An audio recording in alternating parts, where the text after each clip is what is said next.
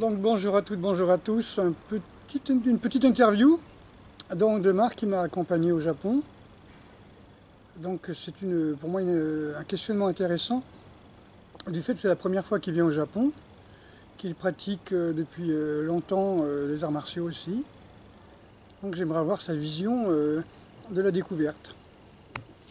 Bonjour à tous, donc effectivement c'est une expérience qui est passionnante, parce que même si ça fait longtemps que je pratique les arts martiaux, j'avais une vision des arts martiaux japonais complètement différente, parce que dans ma vision de français c'était quelque chose avec beaucoup de formes, très cassant, très brutal, et je m'aperçois qu'en fait ici c'est totalement différent, c'est-à-dire qu'ils sont tout en finesse, sans forme, tout en subtilité, et c'est pas du tout les arts martiaux japonais qu'on voit en France, donc c'est passionnant parce qu'en plus des arts martiaux, il y a bien évidemment la culture du pays, des codes qui sont différents, des gens qui sont différents.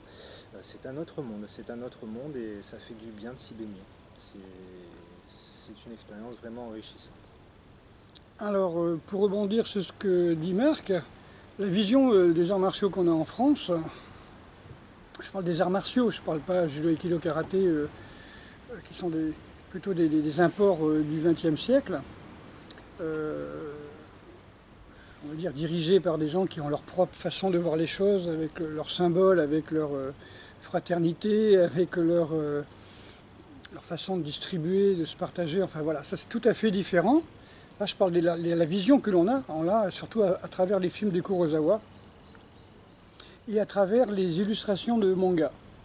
Et une autre illustration, ce sont les illustrations du Kojiki, par exemple, du Genji Monogatari, qui sont des romans, en fin de compte, on peut appeler ça des romans, ou des livres qui relatent des faits plutôt mythologiques hein, du Japon.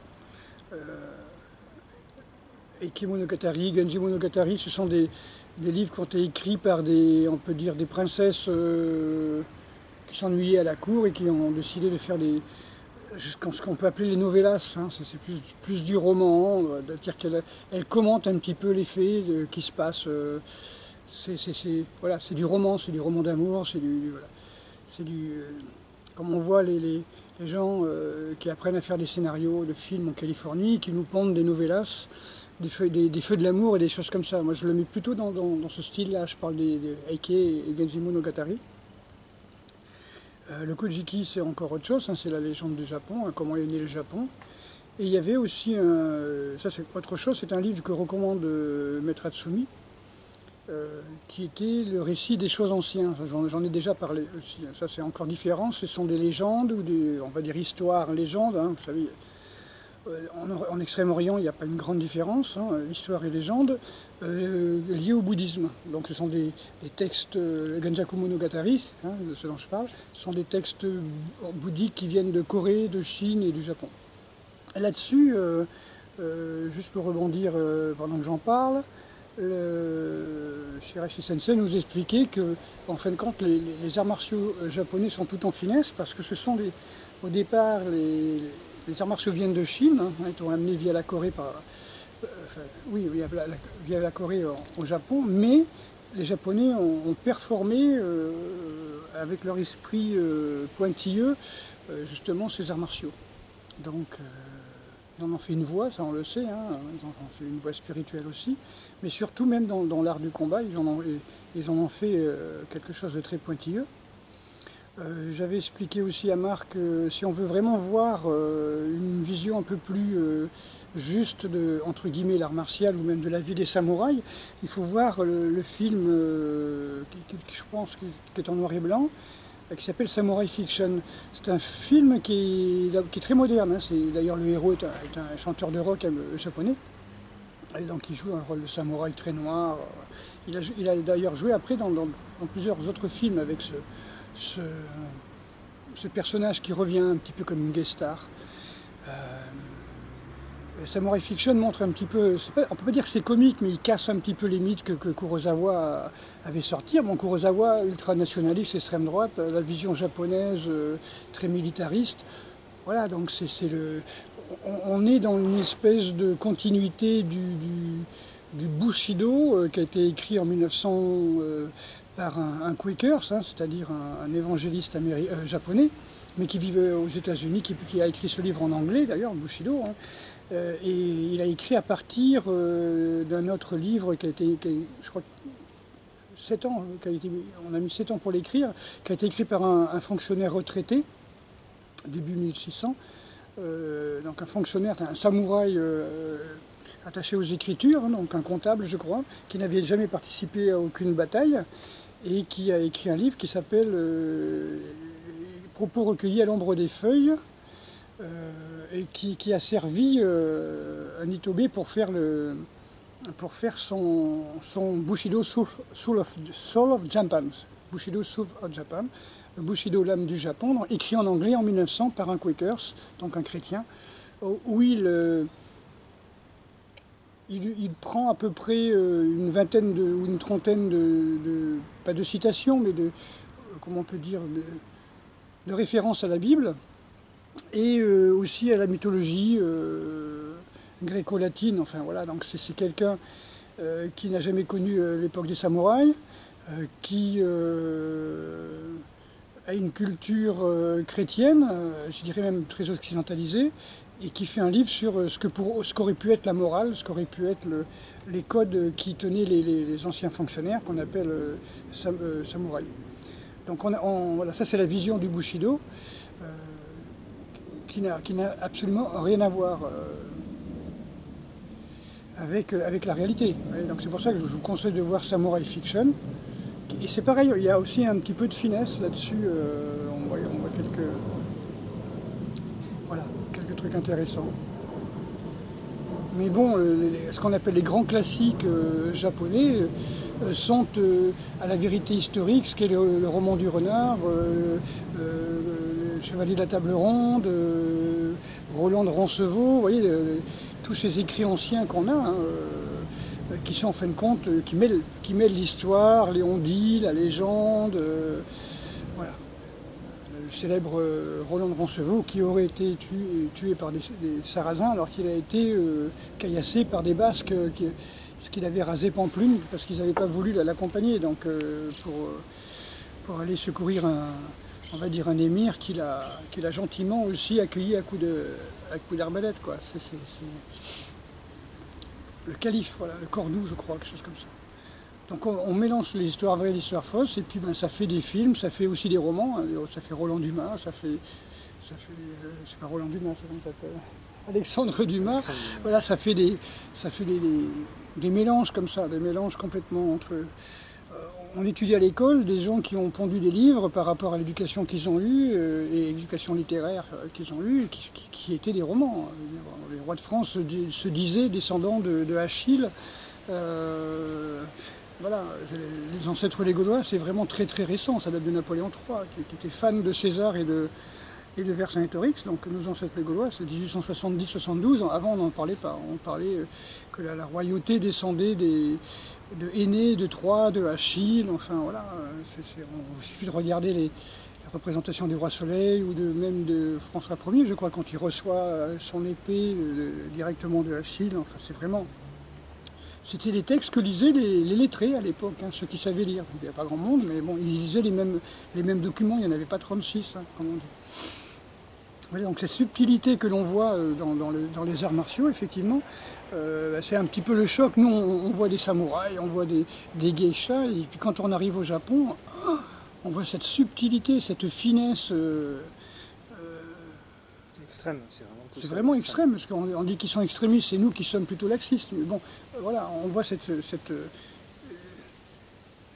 performance, qu'on peut dire. En disant que nous, occidentales, on a l'impression d'être un éléphant dans un magasin de porcelaine, en fait, hein, des espèces de brutes par rapport à eux, d'une telle finesse. Moi, c'est un peu ce sentiment que j'ai là, c'est d'essayer de m'adapter à cette finesse, parce qu'en fait, oui, c'est ça l'essence même, en fait, de ce qu'on vient... dans ce qu'on vient voir ici en fait, et puis on essaye de ne pas arriver occidental avec nos gros sabots dans le terrain conquis, non, on essaye de s'adapter et de comprendre ce peuple qui est vraiment extrêmement intéressant. C'est pour ça que quand je parle, les gens qui ont 25, 30 ans, qui font du MMA et qui disent nous on fait des arts martiaux, Je veux dire, première projection, le gars qui est projeté par accident, il lui met un pouce dans l'œil, ou il tape sur l'oreille, ou il arrache l'oreille parce qu'il s'est cramponné, le combat est fini. Donc on n'est pas dans le sport. Le MMA n'est pas un mélange d'arts martiaux, c'est un mélange de sport de combat. Donc il faut l'appeler un mélange de sport de combat. C'est des gens qui sont balèzes, les trois quarts ils meurent d'overdose de clenbutérol, de boissons speedantes ou de produits cocaïnés et compagnie sur le ring ou après le ring. Hein. Donc si c'est pour finir hémiplégique ou en overdose à 40 ans, ça sert à rien. Quoi. Il y a tout un côté chaud, tout un côté Paris. Hein. Je regardais un match, là, je ne sais plus combien de milliers de dollars était le prix de la place. Bon, on a compris, quoi, c'est du show. Que ce soit Madonna ou un champion du monde de boxe ou de MMA, c'est la même chose. Quoi. On vient pour payer, on paye pour voir, donc quelque part, c'est forcément du show. Le catch professionnel, on le sait. On le sait déjà. Ouais, donc là, cette subtilité qu'on voit au Japon, c'est vraiment dans tout, dans l'art de tailler les plantes, la cuisine, la musique, la façon de marcher, la façon de se déplacer. Je pense qu'on voilà, quand vous voyez 2 ou 3 000 personnes qui marchent en même temps, comme ça, en s'évitant. L'harmonie. Cette espèce, là, voilà, la connexion, c'est surtout la connexion. Les gens, ils vous évitent avant même que vous avanciez. Déjà, ils vous ont calculé, comme on dit. Hein. C'est vraiment extraordinaire. C'est ce que je disais à Marc, si quelqu'un bouscule quelqu'un, ils vont croire qu'on l'a fait exprès, parce que eux, ils ont travaillé leur saki depuis tout petit, quoi. Donc ils arrivent à éviter les gens comme ça, sur la route, etc. Il y a très peu d'accidents. Hein. C'est vraiment très intéressant à voir. Et voilà, je suis toujours aussi à l'aise, détendu et souriant quand je suis au Japon. Parce que justement, en tant que balance signe astrologique, hein, on cherche toujours à résoudre les conflits et à éviter les conflits. Mais là, on est vraiment dans un pays qui a travaillé sur ce qu'on appelle Eiwa, c'est-à-dire travailler sur l'harmonie, l'harmonisation. Alors, Eiwa, vous avez Wa, hein, vous connaissez, c'est l'harmonie, la paix, et Ei, c'est le symbole de l'équilibre. Hein, le dessin, c'est une sorte de balance. Hein. De plateau, donc Eiwa, c'est vraiment harmoniser les choses par l'équilibre et la justice. Donc c'est vraiment fantastique. Voilà. Et puis le travail du non-forme. Ça, le travail du non-forme, c'est vraiment extraordinaire. Une forme, c'est quelque chose que l'on peut casser. Quand Bruce Lee disait « sois comme l'eau », be like water, my friend, c'était vraiment le principe de « on est comme l'eau ». L'eau, elle va dans tous les contenants. Alors que la glace, hein, c'est l'esprit rigide, hein, la glace, on peut la faire entrer que dans le contenant qu'il a formaté. Et c'est vrai que quand on regarde le symbole de kata, c'est ça, c'est vraiment typiquement, on voit quelque chose de carré, quelque chose par exemple, Kushokuze Shiki, Shiki Shokuzeku, dans le Sutra Nashingyo, tout vient à la forme. Parce que le vide vient à la forme revient au vide. En fin de compte, c'est dans le principe de la forme de kata, il y a contrainte. C'est-à-dire que ce n'est pas naturel, c'est quelque chose de contraint. L'arbre, ou vous le laissez aller comme il veut, ou vous lui mettez une forme en l'attachant avec du fil de fer et vous faites des bonsaïs. Vous voyez, donc ça c'est un art aussi, hein, comme l'histoire de faire des katas, c'est un art, mais c'est pas naturel. C'est pas quelque chose d'inné, c'est pas quelque chose de naturel, c'est pas quelque chose d'harmonieux. C'est quelque chose que vous créez, vous décidez vous avec votre mental de créer quelque chose de telle forme. On parlait des codes, Marc parlait des codes, et c'est vrai que le Japon c'est un pays à codes, et il y a des années, voilà, il y a des siècles où les codes étaient ainsi, les codes étaient ceci, les pantalons avaient tant de longueur de manche, les coiffures étaient comme ça, c'était des codes. Donc on adaptait les codes. Ben, c'est pareil, hein. Les arbres ils poussent n'importe comment, on a décidé qu'il fallait qu'ils poussent comme ça. Voilà, on fait des bonsaïs, ou même c'est pas vraiment des bonsaïs, mais c'est des arbres qui poussent dans les temples et on leur donne des formes. Voilà, c'était des bonsaïs géants, mais avec du fil de fer, on va décider de quel côté ils vont pencher, de quel côté les branches vont, etc. Je ne sais pas si ça se fait en Occident, mais on décide d'adapter, et on est dans le kata.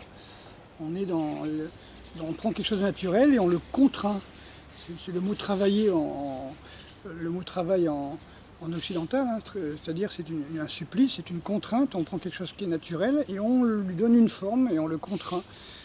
On dit qu'un acier travaille quand il force, quand il s'use, quand il force, c'est quelque chose de pas, on va dire, c'est une contrainte, voilà, c'est quelque chose de subi, c'est pas quelque chose de choisi. L'arbre, il n'a pas choisi de se retrouver attaché avec un fil de fer, avec la branche qui pend. Lui, il voulait aller vers le ciel. Voilà, donc toute cette finesse. Est-ce que tout le monde peut avoir accès à ce genre d'informations? Ceux qui respectent le Japon, je pense, petit à petit, mais il faut montrer pas de blanche, je pense, parce que les Japonais, je pense que c'est normal aussi, ils ont envie qu'on respecte leur culture, qu'on respecte leur code aussi. Et quand on voit ici des étrangers qui ne les respectent pas du tout, effectivement, c'est même presque choquant pour nous qui sommes nous-mêmes étrangers. Je pense notamment aux Américains. Non, je pense que tout le monde ne peut pas forcément avoir accès à ça. Il faut quand même essayer de donner de soi, donner que les Japonais voient qu'on a envie d'apprendre et envie de respecter leur culture, je pense.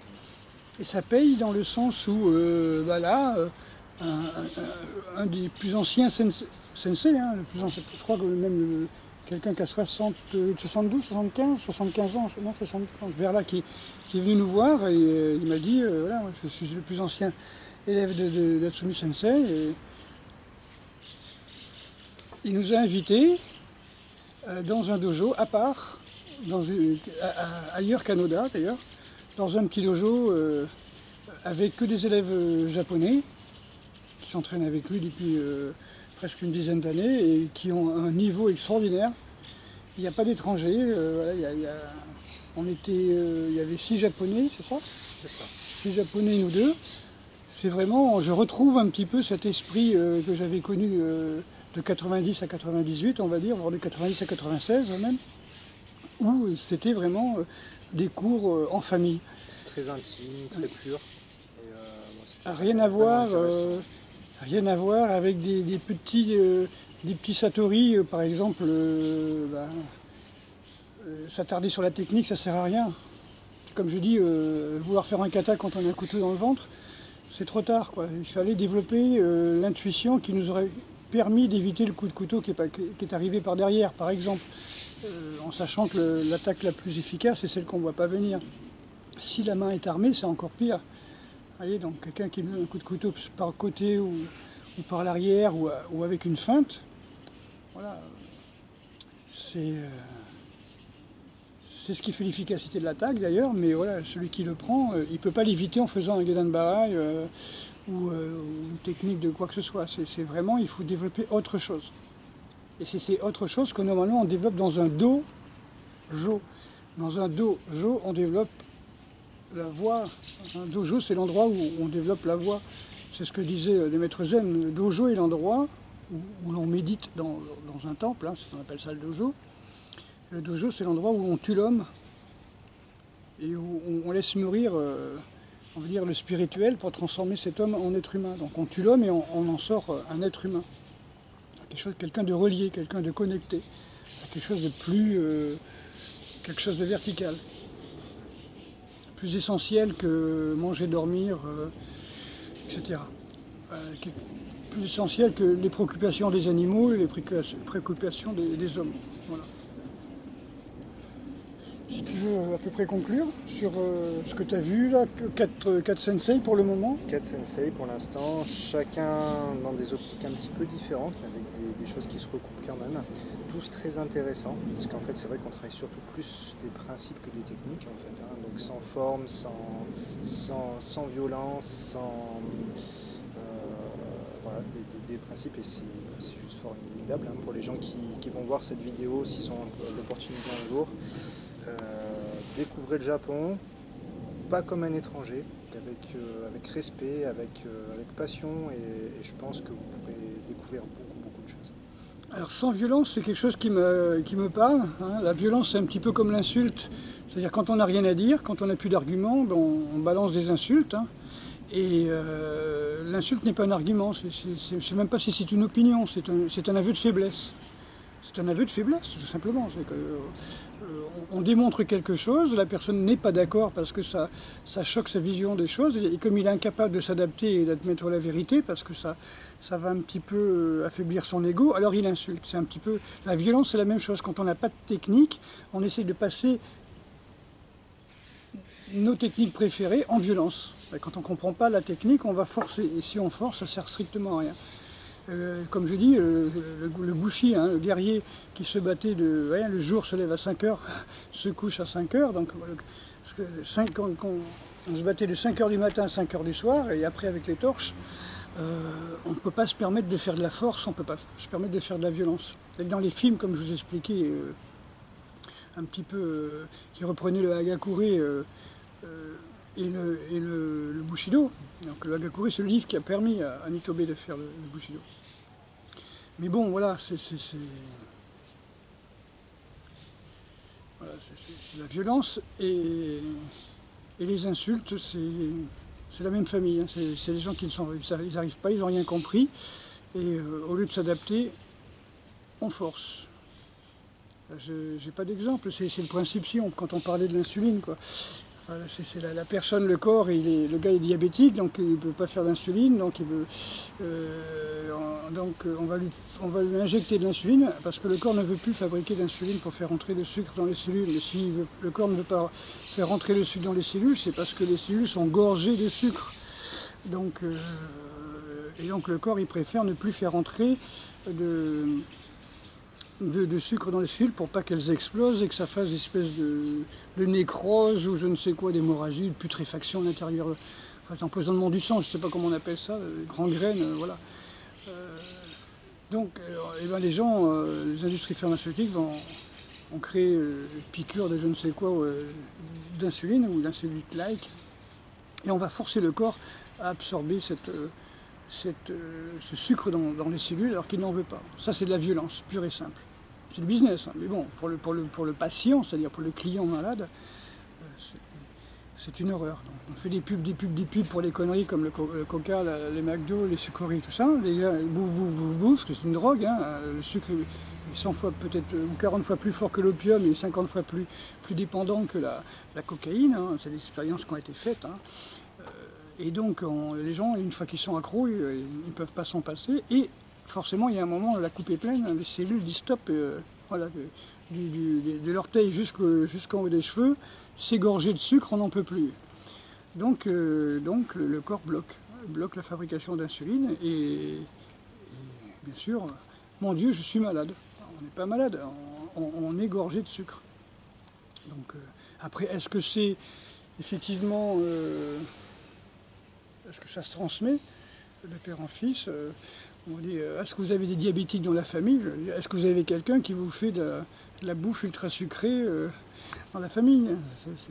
C'est comme la cuisine au beurre ou la cuisine à l'huile, ça se transmettait de mère en fille. Donc, après, les maladies qui se transmettent comme ça, qui sont héréditaires, c'est la façon de bouffer aussi est héréditaire, la lâcheté est héréditaire. Hein. La façon de se gaver de sucreries est héréditaire. Et quand on voit les mamans qui font 140 kg et les gamins de 8 ans qui font 80 kg, c'est pas une maladie héréditaire, hein, de voir les parents énormes et de se mettre à bouffer pour leur ressembler. Donc on s'éloigne du Japon, hein. En plus la nourriture au Japon, on n'a pas vu d'obèse, j'en ai pas croisé un seul. J'ai vu une forme, en tout cas physique, parce qu'après le reste je ne peux pas vraiment dire. En tout cas, forme physique, ils sont tous. Et j'ai vu peut-être une femme qui tenait une cigarette à la main comme ça. Des jeunes. Une jeune femme, une seule. 2 personnes fumées en 4 jours, quelque chose comme ça. Pas une femme tatouée, pas un mec tatoué. Et on dit que les tatouages, ça vient d'Extrême-Orient. Oui, comme on dit, les prostituées, quoi, je veux dire. Les prostituées se tatouent. Les Yakuza, la mafia se tatoue. Mais il n'y a pas de mode de film de vikings où les gens se rasent la tête, se tatouent le visage, des ongles jusqu'aux orteils sont tatoués. Il n'y a pas ça ici, donc c'est bon, on a encore des gens qui respectent leur corps et qui sont discrets, voilà. Moi, on m'a dit un tatouage c'est une souffrance, ça veut dire aimez-moi au secours, je n'ai plus aucune connexion avec le monde. avec les autres. Donc voilà, c'est du clanique. Hein. Disons, je veux me tatouer pour que les tatoués m'aiment. Comme ceux qui se percent les joues, les machins comme ça. Voilà. C'est de créer un clan. Voilà. J'allais dire, il y a des asiles pour ça, pour mettre les gens qui sont tous pareils. Qui ont les mêmes psychoses et les mêmes névroses, ça s'appelle des hôpitaux psychiatriques. Ouais, donc là, ici, franchement, la paix. La paix, l'harmonie, c'est vraiment fantastique. Pas un bruit, personne qui crie dans les rues. On a une esclandre à l'aéroport en France, mais arrivé au Japon, écoutez, on est au Japon. Faire un petit tour d'horizon.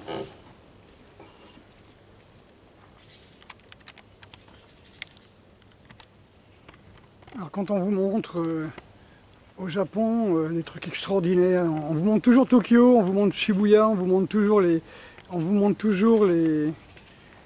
comment on appelle ça, les quartiers d'affaires. Voilà, un petit mot pour conclure. Encore. Venez.